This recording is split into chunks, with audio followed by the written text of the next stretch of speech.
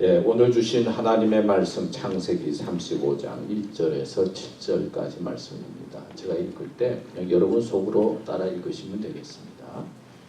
하나님이 야곱에게 이르시되 일어나 베델로 올라가서 거기 거하며 네가 네 형 에서의 낯을 피하여 도망하던 때에 네게 나타났던 하나님께 거기서 단을 쌓으라 하신지라. 야곱이 이에 자기 집사람과 자기와 함께한 모든 자에게 이르되 너희 중에 이방 신상을 버리고 자신을 정결케 하고 의복을 바꾸라. 우리가 일어나 베델로 올라가자. 나의 환난 날에 내게 응답하시며 나의 가는 길에서 나와 함께 하신 하나님께 내가 거기서 단을 쌓으려 하노라 하매 그들이 자기 손에 있는 모든 이방 신상과 자기 귀에 있는 고리를 야곱에게 주는지라. 야곱이 그것들을 세겜 근처 상수리 나무 아래 묻고 그들이 발행하였으나 하나님이 그 사면 고을들로 크게 두려워하게 하신 거로 야곱의 아들들을 추격하는 자가 없었더라. 야곱과 그와 함께한 모든 사람이 가나안 땅 루스 곧 베델에 이르고 그가 거기서 단을 쌓고 그것을 엘 베델이라 불렀으니 이는 그 형의 낯을 피할 때에 하나님이 그에게 거기서 나타나셨음이더라. 아멘. 자, 오늘 이 말씀 성경을 가지고 베델로 올라가자, 베델로 올라가라 라는 주제로 말씀을 생각하려고 합니다. 세 가지로 생각을 했는데 베델은 나를 회복하도록 인도하는 장소입니다. 두 번째는 베델은 나의 삶을 정리하게 하는 장소입니다. 세 번째 베델은 나를 부활케 하는, 예배하게 하는 장소입니다. 이런 관점에서 세 가지로 생각하면서 말씀을 나누려고 합니다. 베델이라고 하는 것은 하나님의 집이라고 하는 뜻입니다. 그러니까 생명을 살리는 집이요, 영혼을 살리는 집이요, 마음을 살리는 집으로 해석할 수가 있습니다. 베델 이름이 어떻게 생겼는가?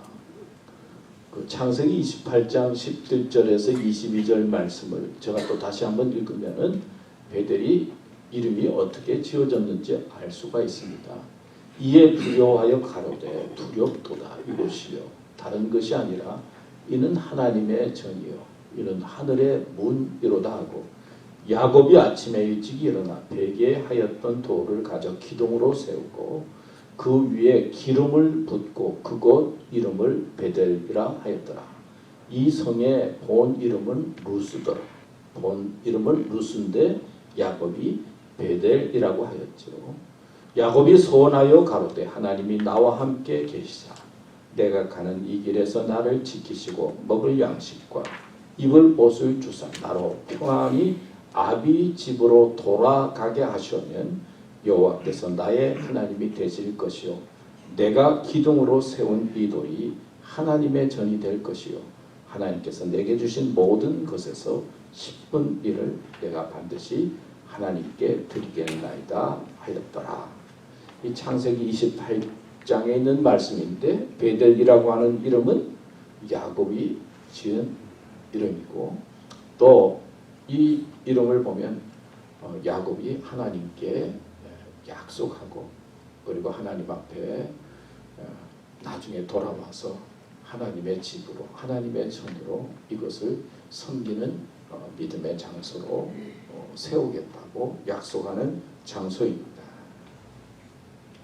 여러분 아는 것처럼 야곱은 아버지 이삭을 속이고 형 에서가 받을 하나님의 축복권을 몰래 받고는 그 다음에 무슨 일이 생길까 봐 무서워서 도망을 가죠. 여러분 도망자가 얼마나 힘듭니까? 뭐 도망자라고 하는 드라마도 있었는데 좀 이상한 사람만 봐도 경찰만 봐도 자기를 쫓아하는 그런 두려운 마음으로 또 두려운 생각으로 그냥 쫓기는 듯이 살아가는 그런 삶이 도망자죠. 하여튼 야곱은 이게 도망자로서 도망가다가 하루는 그 돌멩이가 있는 어느 곳에서 잠을 자는데 그곳에서 이제 환상을 봅니다. 꿈인지 생신지 잠자고 있는데 천사들이 오르락 내리락 사닥다리를 타고 있는 모습을 보게 됩니다. 그리고 그곳에서 하나님께서 자기와 함께하고 자기를 인도하시는 하나님의 뜻을 깨닫게 되면서 그 도망자로서 외롭고 힘든 그 순간에 일어나서 하나님 앞에 베델이라고 이름을 짓고 그리고 하나님께서 약속하게 되는 그 말씀을 우리는 알 수 있고 또 많이 들었습니다. 그러니까 가장 힘든 때, 어려운 때, 그리고 도망자로 있을 때 하나님께서 찾아와 주셔서 그 마음을 위로해주고 용기를 준 장소가 베델이다. 이 베델이라고 하는 곳은 예루살렘에서부터 한 17km, 20km 떨어진 북쪽에 있다고 합니다. 지금은 보니까 거의 사람들이 살지 않는 곳이 되었고 또 그 근방에 그냥 자그마한 동네가 있습니다. 근데 이 베델이라고 하는 이 지역은 성경에 보면 이제 아브라함과 조카 롯이 같이 지내다가 이제 재산이 많아지니까 서로 다투지 않습니까? 그러니까 아브라함이 안 되겠다고 롯을 불러서 이제 서로 땅을 나눕니다. 그때 이 조카 롯이 저기 보니까 옥토같이 아주 좋은 곳이 보였는데 거기가 어디죠? 네? 소돔과 고모라라고 하는 성 쪽을 롯이 선택하고 그 다음에 아브라함은 다른 쪽을 선택하게 되었는데 이 베델이라고 하는 이 곳이 하나님께서 약속하신 땅 쪽에 속한 한 부분이라고 그래요. 베델.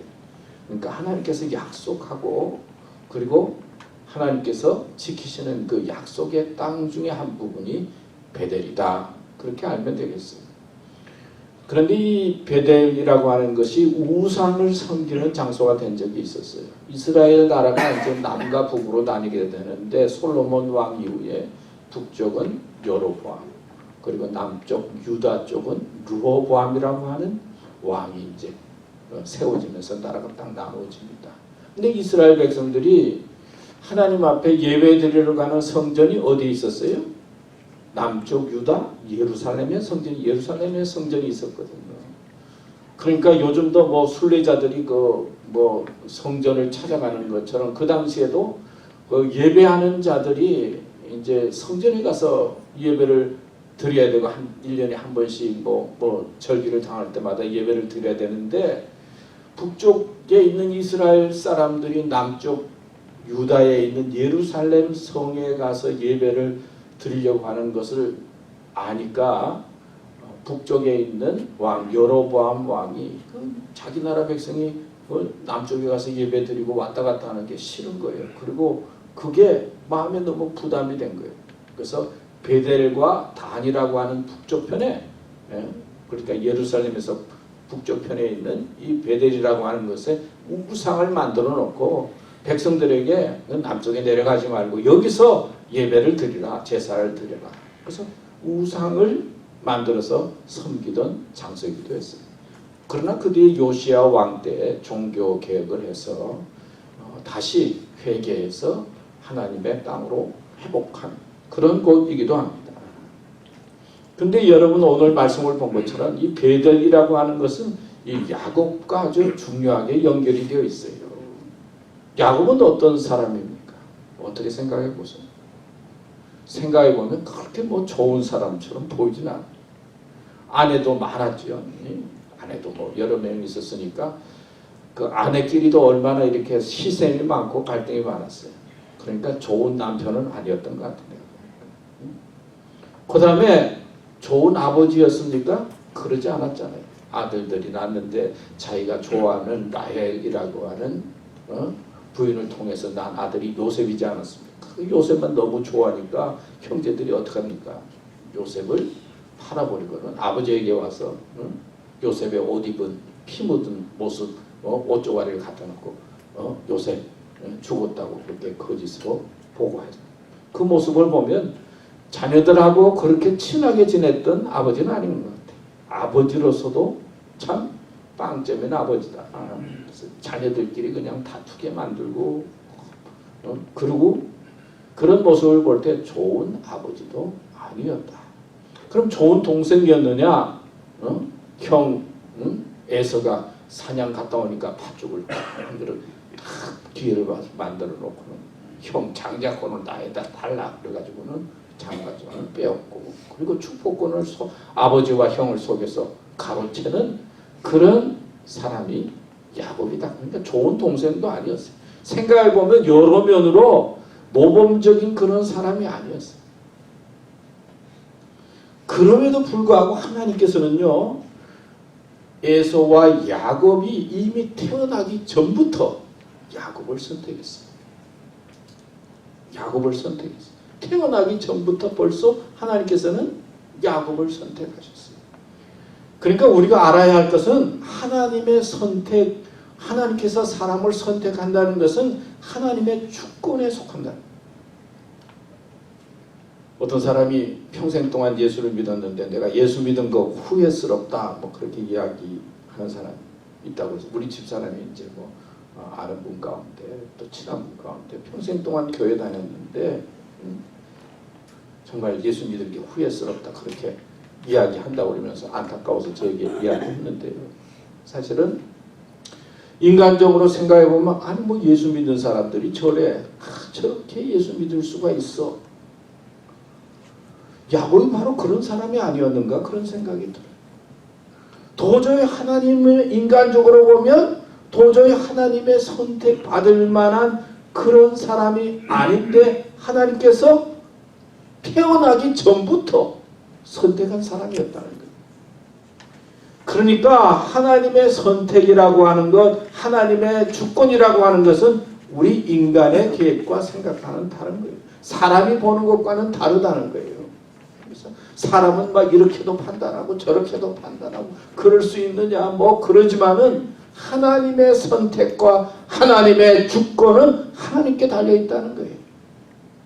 그래서 사람이 아니라 하나님을 바라보고 믿음 생활을 해야 된다는 거, 그리고 내가 하나님의 주권적으로 선택받았다는 것이 얼마나 놀라운 것인가 라고 하는 사실을 야곱을 통해서 좀 우리가 알아야 돼요. 그렇지. 인간적으로는 이해가 되지 않아요. 그렇지만은 하나님께서는 야곱을 선택하셨습니다. 자, 아버지로부터 축복권을 받았잖아요. 몰래. 뭐 여러분 아는. 그래서 이제 도망갑니다. 그런데 그 집에 있던 아들 에서는 도망 안 가니까 아버지가 얼마나 부자입니까? 유산을 다 물려받아가지고 에서는 부잣집 아들로 잘 살았어요. 사냥도 하고 놀러 다니고. 근데 야곱은 어떻게 됩니까? 도망자니까 하나도 없어요. 무일푼으로 시작해서 또 하나님의 선택을 받으니까 뭐 만사가 형통하면 얼마나 좋겠어요? 만사 형통하지가 않았어요.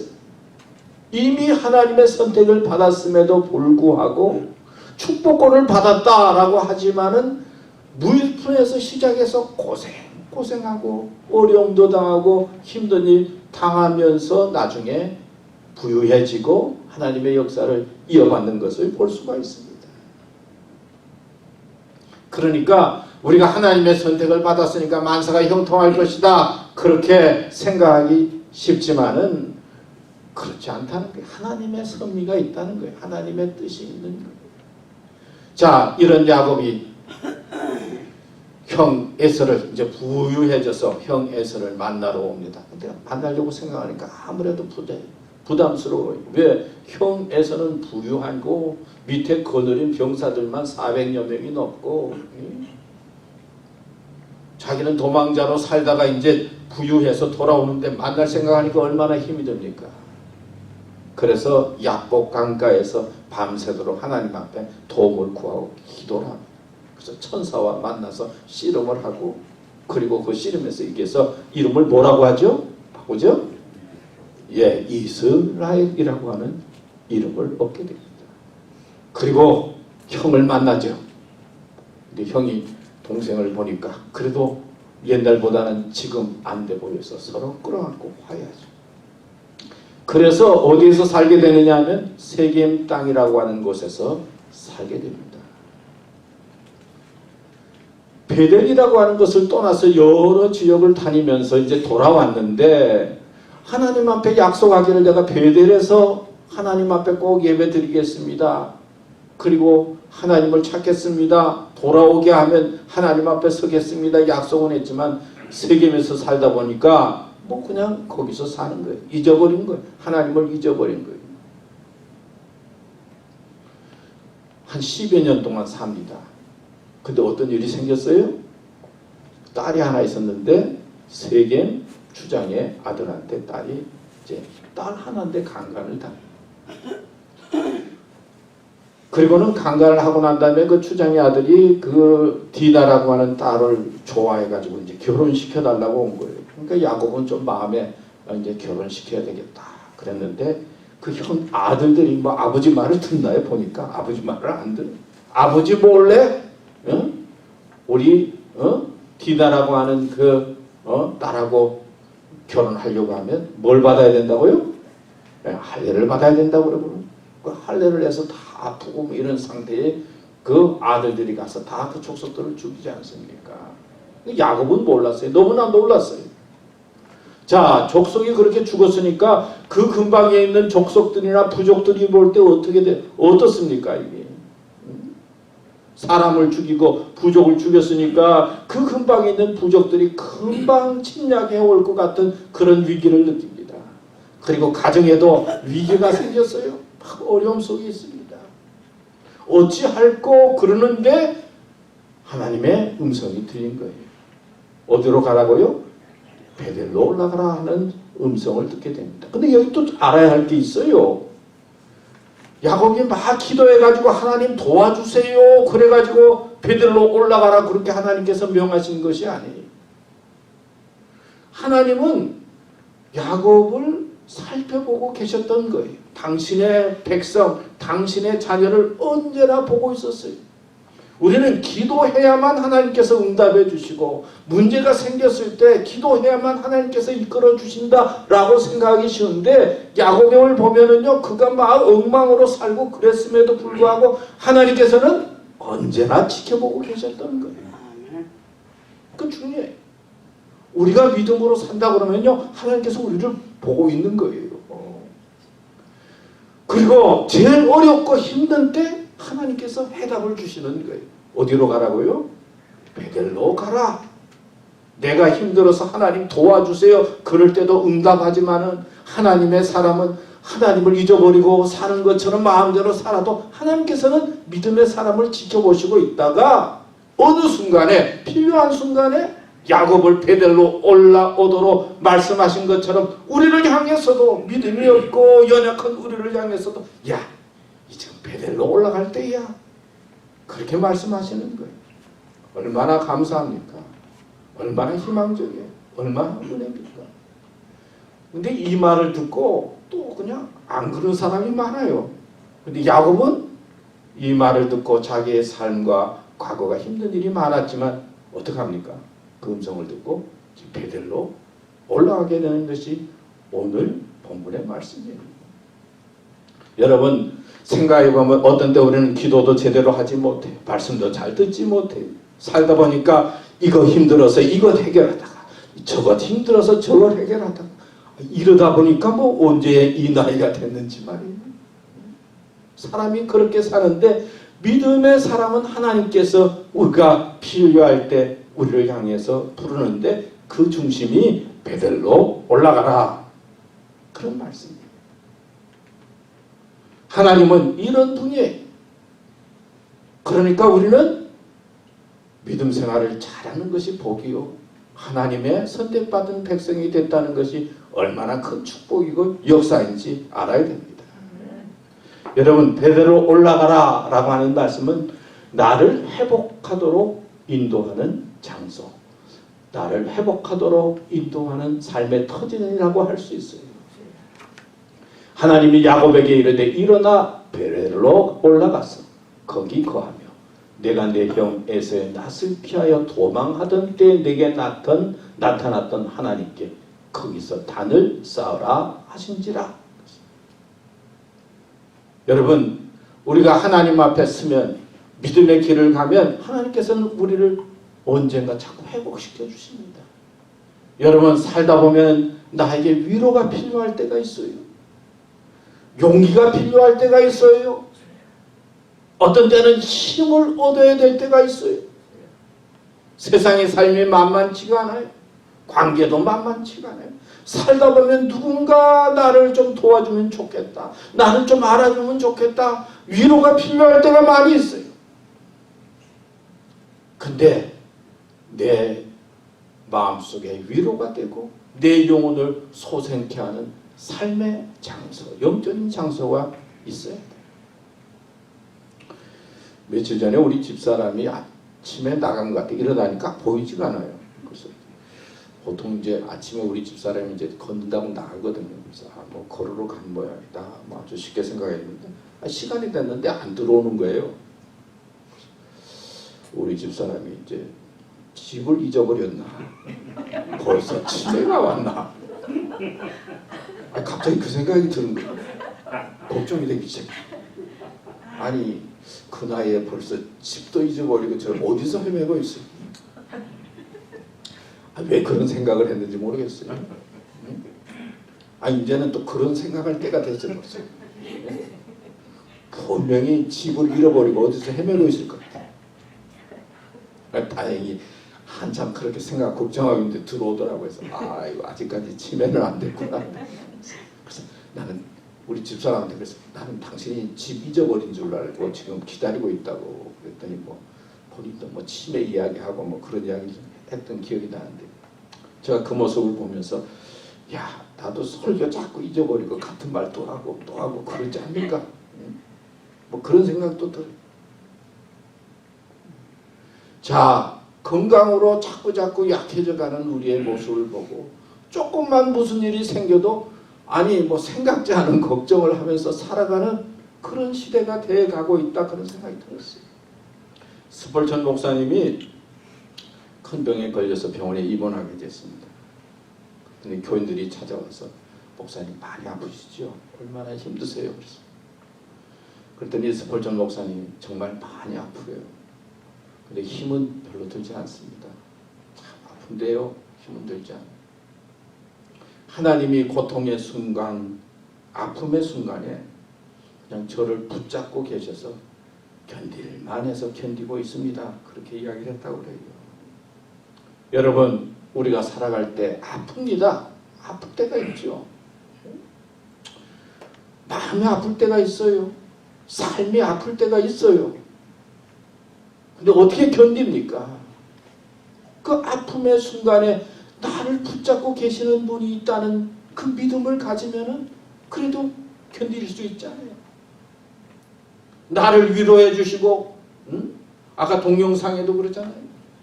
나를 만드시고 이끄신 하나님의 섭리가 있다는 것을 믿음으로 확인하고 그런 믿음을 갖게 되면 우리의 삶이 회복되고 우리의 마음이 회복되는 것을 볼 수가 있어요. 여러분, 세상이 얼마나 많이 발전했습니까? 뭐 과학적으로도 또 로봇 이야기도 나오고 뭐 인터넷도 그렇고 유튜브도 그렇고 뭐 볼 것도 많고 배울 것도 많아요. 봐도 또 볼 게 많고 찾으면요.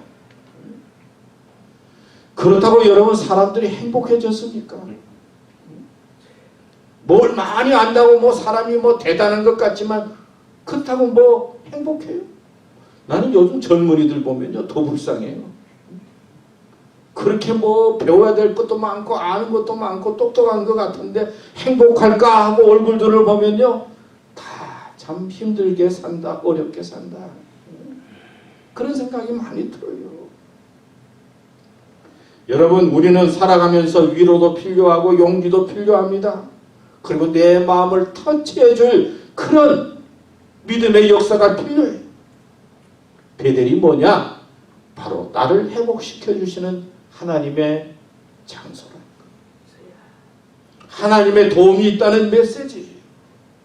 믿음으로 살아가는 자 하나님이 함께 하신다는 은혜의 메시지. 그러니까 너무 외로워하지 마시고 너무 힘들어하지 마세요. 다른 사람은 몰라도 내 영혼과 내 생명을 귀히 여기는 하나님이 계세요. 이런 믿음으로 사는 거예요. 그 하나님께로 돌아가야 하는 겁니다. 호세아 6장 1절에 보면 오라 우리가 여호와께로 돌아가자. 여호와께서 우리를 찢으셨으나 도로 낫게 하실 것이요 우리를 치셨으나 싸매어 주실 것입니다. 여호와께서 이틀 후에 우리를 살리시며 셋째 날에 우리를 일으키시리니 우리가 그의 앞에 살리라. 하나님의 때에 믿음의 길을 가는 사람에게는 하나님께서는 살려주신다는 거예요. 내 마음도 살려주시고 생명도 살려주신다는 거예요. 얼마나 좋습니까? 시편 23편 3절에 보면 내 영혼을 소생시키시고 자기 이름을 위하여 나를 의의 길로 인도하시는도다. 세상은요 내 영혼을 자꾸 힘들게 만들어요. 비교하게 만들고 절망하게 만들고 아프게 만들고 내가 살았는지 죽었는지 살면서 살고 있는지 할 수 없이 살고 있는지 자꾸 이런 의문과 혼돈 속에 우리를 빠뜨리지만 하나님께서는 우리를 일으키시고 살리시는 분입니다. 믿습니까? 이런 믿음을 가지고 믿음의 길을 가라는 것이 베델로 올라가라는 말씀이에요. 두 번째 오늘의 말씀은요. 나의 삶을 정리하게 하는 믿음의 장소다 베델은. 창세기 35장 2절에서 4절 말씀에 보면 야곱이 이에 자기 집사람과 자기와 함께한 모든 자에게 이르되 너희 중에 이방 신상을 버리고 자신을 정결케 하고 의복을 바꾸라. 우리가 일어나 베델로 올라가지 않았습니다. 이방 신상을 버려라 그랬어요. 예수 믿으면서도 정치는 사람 많고요. 무당 불러서 구다하는 사람도 많고 예수 믿어도 우상 섬기는 사람들 많이 있잖아요. 자신을 정결케 하고 깨끗하게 해야 되잖아요. 자꾸 혼돈해서 사는 사람들 얼마나 많습니까? 의복을 바꾸라. 그 사람의 정체성을 말하는 거예요. 사람을 만나면 그래도 깨끗하게 옷을 입고 만나잖아요. 그런데 그렇지 않은 사람들은 정신이 왔다 갔다 하는 사람은 어떻습니까? 벌써 의복부터가 완전히 지 마음대로잖아요. 하나님 앞에 설 때 버려야 할 것은 버리는 겁니다. 바로 마음을 깨끗하게 하는 거예요. 더럽게 하는 것이 겉이 아니라 마음이라고 그러잖아요. 마가복음 7장 15절 16절에 보면 무엇이든지 밖에서 사람에게로 들어가는 것은 능히 사람을 더럽게 하지 못하되 사람 안에서 나오는 것이 사람을 더럽게 하는 것이니라. 마음을 깨끗이 하라는 거예요. 여러분 우리는 베델로 올라가고 내 삶이 회복되기 위해서는 버려야 될 거 버려야 된다는 거예요. 마음을 깨끗하게 해야 된다는 거예요. 하나님 앞에 바로 서도록 해야 된다는 말씀이에요. 크리스천 투데이라고 하는 잡지에서 하나님과의 관계에서 문제가 생길 때 하나님과의 관계에서 문제가 생길 때 나타나는 현상을 5가지로 설명을 했어요. 첫째는 내적인 잡동사니 그런 표현을 말했어요. 그러니까 우리 마음을 어지럽히는 그런 갖가지 잡동사니가 많이 있다는 거예요. 하나님과의 관계가. 그래서 망상이 많고 욕망이 생기고 엉뚱한 생각이 많다는 거예요. 하나님과의 관계가 바로 되지 않으면은 자꾸 엉뚱한 생각, 망상 이런 생각 때문에 근심하고 염려하고 원망하고 그냥 생각이 바르지 못하다. 두 번째는 방향성을 상실하는 삶의 목적을 모른다는 거예요. 삶의 길도 모르고 자기가 무엇을 향해서 나아가고 있는지 알아야 되는데 그 목적 없이 산다는 거예요. 어디로 가는지도 모르고. 셋째는 유혹 앞에 무능하다 그랬어요. 사탄이 우리를 향해서 세상에 시험할 때 그것을 이겨야 되는데 이길 힘이 없어. 그래서 유혹에 너무 잘 넘어간다는 거예요. 마음이 약한. 그 다음에 하나님 앞에 민감성을 민감하지 못하다는 거예요. 양심이 둔해지는 거죠. 영적으로 무뎌지는 거예요. 말씀을 들어도 들리지 않고 기도도 하고 싶지 않고 회개 할 것도 없는 것 같고 자꾸 양심이 무뎌진다. 5번째, 천국 보물에 대한 열망을 상실한다. 하늘에 대한 천국에 대해서 소망을 가지고 살아야 되는데 너무 이 땅에 집착하는 거예요. 그래서 이 땅에 집착하면서 산다는 거예요. 헛된 것에. 그래서 하나님과의 관계가 문제가 생기면은 하여튼 내적으로 마음에 뭐 잡동사덕이들이 많고 어디로 어떻게 살아야 되는지 방향도 잊어버리고 유혹이 생기면 금방 넘어가고 하나님 앞에 민감한 것이 없어지고 하늘에 대한 소망이 없어진다는 것. 여러분의 삶은 어떻습니까? 하나님께서 베델로 올라가자, 올라가라 말씀하고 있는 것은 우리 믿음과 삶을 돌이켜보면서 정리해라, 회개해라, 깨끗하게 해라 하는 말씀이에요. 그래야 은혜 받고 축복의 사람이 된다는 거 믿습니까? 베델, 나를, 나의 삶을 정리하게 하는 하나님의 은혜요 요구다 하는 것을 아시고 언제나 하나님 앞에 바로 서는 삶이 되시기를 바랍니다. 이제 마지막으로 베델은 나를 부활케 하고 예배케 하는 장소입니다. 오늘 말씀에 보면 야곱과 그와 함께한 모든 사람이 가나안 땅 루스 곧 베델에 이르고 그가 거기서 단을 쌓고 그것을 엘 베델이라 불렀으니 이는 그 형의 낯을 피할 때 하나님이 그에게 거기서 나타나셨습니다. 베델에 가서 뭐 했어요?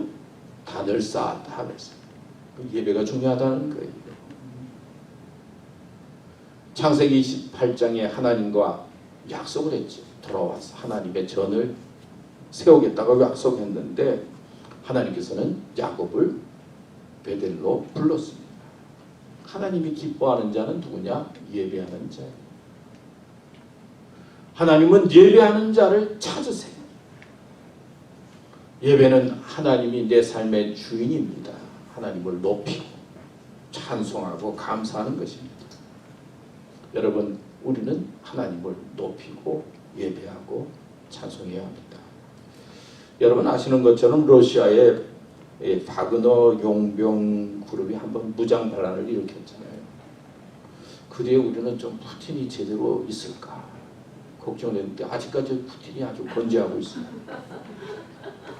그리고 보니까 아직까지 그 러시아 사람들의 80%가 푸틴을 지지하고 있대요. 80% 이상.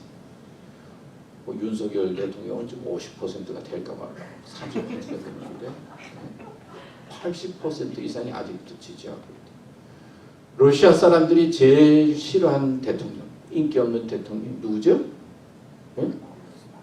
고르바초프. 네? 우리 서구 사람들이 제일 그래도 참 괜찮은 사람이다 그런 사람이 고르바초프잖아요. 근데 제일 인기가 없어요. 그리고 제일 인기 있는 또 사람이 누구예요? 러시아에서 스탈린이라고 해요. 얼마나 독재자고 얼마나 사람들을 많이 죽였는데 그럼에도 불구하고 그렇게 러시아 사람들이 좋아하고 있대. 왜 좋아하느냐? 푸틴은 경제적으로 막 사회가 혼란스러울 때 그래도 러시아를 경제적으로 안정시키고 러시아가 과거에 가지고 있던 그 자부심이 있는데 그 자부심을 회복시키는 사람이 푸틴이라고. 그래서 아직까지는 그렇게 뭐 푸틴을 좋아하고 있다. 또 신문 보도를 보니까요. 한 텍사스에 있는 여성이 글을 보냈어요. 2024년 내년에 트럼프가 대통령이 되지 않으면 당신을 죽일 것이다. 네? 여러분 신문에 보셨죠? 누구한테 보냈어요? 트럼프를 담당하고 있는 판사에게 보냈어요. 대통령이 안 되면 당신 죽이겠다. 그래가지고 어떻게 됐어요? 잡혔죠. 한국에는 또 어떤 사람이 있습니까? 개딸이라고 하는 사람. 개딸이 뭐예요? 예? 개딸이 이재명 좋아하는 사람들이에요. 아니 그 개딸들도 대단하더라고요. 뭐 이재명 뭐 조금이라도 뭐 그러면은 완전히 그냥 그리고 뭐 대통령 아버님이 돌아갔는데 거기 간 것까지 막 다 시비를 걸고 완전히. 그래서 제가 사람들을 이렇게 가만히 보면서 보니까요. 다 사람들이 제정신이 아닌 것 같아요. 네? 제정신이 된 사람이 얼마나 있을까 그런 생각이 들어요. 뭐 다른 사람이 아니라 뭐 저도 내가 가지고 있는 판단이나 내가 가지고 있는 생각이 어떨까. 그렇게 나누어져 있죠 사람들. 그러니까 사람들은 예배의 대상이 될 수가 없어요. 이번에 또 하와이에 불난 거 보니까 얼마나 끔찍합니까? 참 뭐 소식을 들을 때마다 참 안타까워. 이 자연도 이게 또 만만하지가 않고 자연은 또 예배의 대상이 아니에요. 우리의 예배 대상은 하나님. 하나님 믿는 거예요. 온전해서 하나님 믿는 게 아니에요. 우리가 부족하고 연약하기 때문에 하나님을 의지하고 하나님을 높이고 예배하는 것입니다. 야곱은 이 뒤에 아들 요셉을 만납니다. 죽었던 아들을 만나요. 요셉을 만나 감격하고 난 다음에 또 요셉이 애굽의 총리가 돼서 만나잖아요. 만나고 그 다음에 요셉의 인도하를 받아서 그 가족들이 애굽 땅 고센이라고 하는 땅으로 가지 않습니다. 하나님은 베델로 올라가라라고 하는 말씀을 통해서 우리를 언제나 회복하기를 원하시고 위로해 주시는 분이에요. 그리고 우리가 정결케 되기를 원하시고 하나님께 예배하는 자가 되기를 원하십니다. 아버지께 참되게 예배하는 자들은 영과 진리로 예배할 때가 오나니 곧 이때라. 아버지께서는 자기에게 이렇게 뭐하는 자를 찾는다고요? 예배하는 자들을 찾습니다. 기도하겠습니다. 하나님 아버지 감사합니다. 오늘 말씀 또 마음속에 새기면서 하나님이 기뻐하는 믿음의 자리, 삶의 자리로 언제나 돌아가게 해주시고 저희들이 부족하고 연약하지만 저희들을 살피시는 하나님의 인도와 돌보심을 믿고 의지하면서 언제나 예배하는 자 주님 앞에 설 수 있도록 이끌어 주시옵소서. 예수님의 이름으로 기도드립니다. 아멘.